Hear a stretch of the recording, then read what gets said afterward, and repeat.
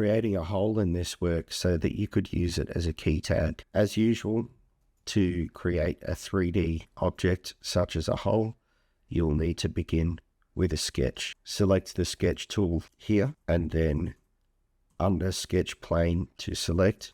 Once again, select the top face of the model. At this point in time, you can also change your view if you would like to view the work from the top to get a more detailed idea of where the hole is going to be. You can now sketch a circle onto that face.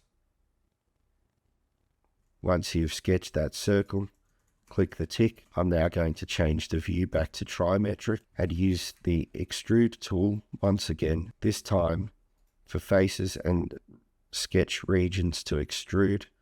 I'll select that circle that was sketched in the previous step.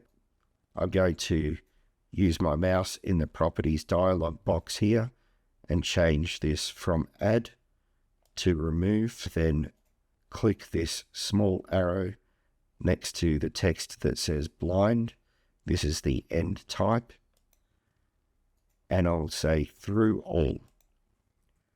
Click the tick to complete, and now you have successfully created a 3D model of a key tag which you could 3D print